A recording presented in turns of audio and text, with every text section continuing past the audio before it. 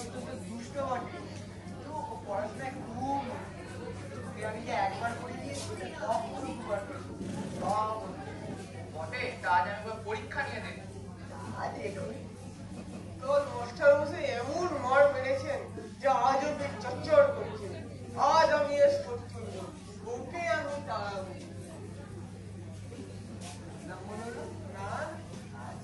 আচ্ছা মেধো, পুরনো সব পড়া মনে আছে তো?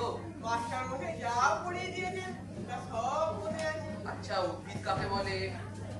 যা মাঠে ফুলে ওঠে। একটা উদাহরণ দে তো। কেন কিছু কি কিছু কি বলছিস? মশাই এখন কিছু বলবেন না। আচ্ছা তুমি তো পদ্য পাঠ, তা বলো তো কাননে কি ফোটে? কাঁটা। আগে মিঠি মিঠি মারেন কেন? আমি কি মিথ্যা কথা বলছি? ঠিক আছে ঠিক আছে। আচ্ছা সিরাজউদ্দৌলাকে কে কেটেছে ইতিহাসে কি বলে? বোকায়। আগে মিঠি মিঠি মার খেয়ে বলছি। হিরাও চললে কেন? পুরো ইতিহাস বইখানেই তো বোকায় কেটেছে। দেখুন না।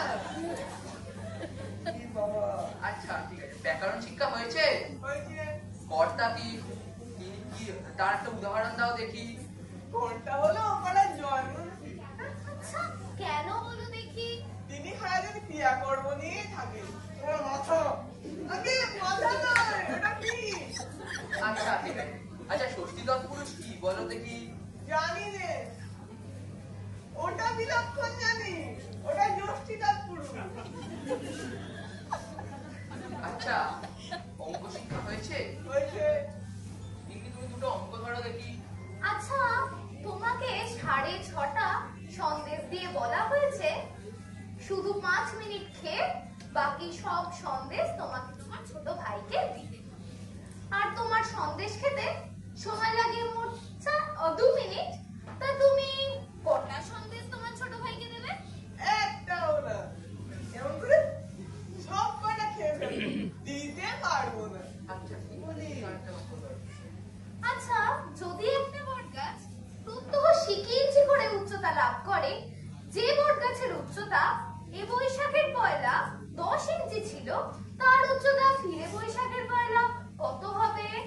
যদি গাছটা বেঁকে গিয়ে থাকে তাহলে বলতে পারি না, যদি সিধে ওঠে তাহলে নিপে দেখলেই ঠাউরাবে, আর যদি এখানে মরে গিয়ে থাকে তাহলে কোনো কথাই নেই। তোমার বুদ্ধি খোলে না লক্ষ্মী ছাড়া। মেরে তোমার পিঠ আমি লাল করে দেবো, তবে তুমি সিধা হবে। আগে মারের চোটে মানে সিধে জিনিসও বেঁকে যায়। আচ্ছা ঠিক আছে, দাঁড়ান শুনুন। একটা কথা আছে যে গাধাকে পিটলে ঘোড়া হয়, কিন্তু অনেক সময় ঘোড়াকে পিটলে গাধা হয়ে যায়। অধিকাংশ ছাত্র শিখতে পারে, অধিকাংশ মাস্টার মশাই শেখাতে পারেন না। শুধু মার খেয়ে মরে বেচারা ছেলেটা। আপনি আপনার বেগ নিয়ে প্রস্থান করুন, দিন কতক যা মধুসূদনের পিঠ জুড়ো আমি ওকে পড়াবো। আহ বাঁচা গেল। আমি যদি বাগান গিয়ে মাটি কুমাতাম, অন্তত দিনে 10 টাকাও পেতাম।